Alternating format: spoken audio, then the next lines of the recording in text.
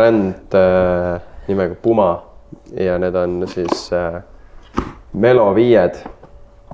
Ja ma ütleks, et kui on üks kossuketsi...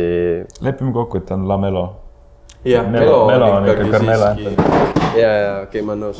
Ma saan aru, et see võtab sul käe värisema. La Melo. Ei saa kohe nagu pihta on, aga on ainult üks Melo on, jah?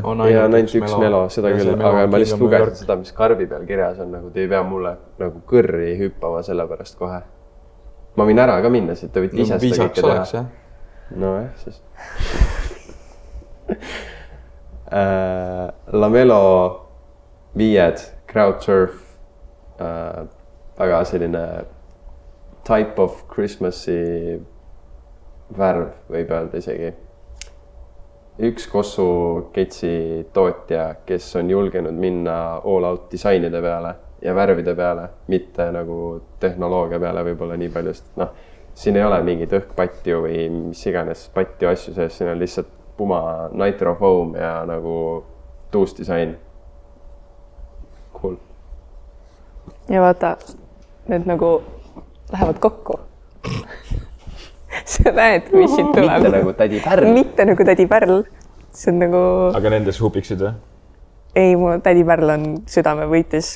Ei ole nagu teist valikut enam. No see on väga kirju tõesti, siin toimub väga palju korraga. Aga lõbus. Aga see ongi point, vaata. Nad julgevad seda teha. Võtab nagu veits aega, et kõiki detaile vaadata. Vau. Aega kuld, väiksak.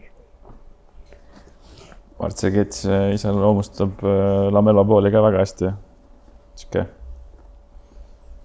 natuke siit, natuke sealt, natuke igalt poolt midagi. Natuke külges. Natuke. Detaile on megalt ketsi peal. See on tuus. Ja nagu Kaspar ütles, siis see Puma on siuke bränd, mis ei hoia La Melo ketsidega disaini pealt tagasi.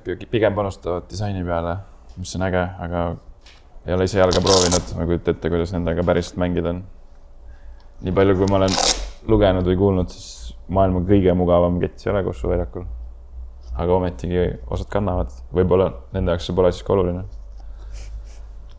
Ongi see tuus, et oled ekspressiv väljakul ketsidega.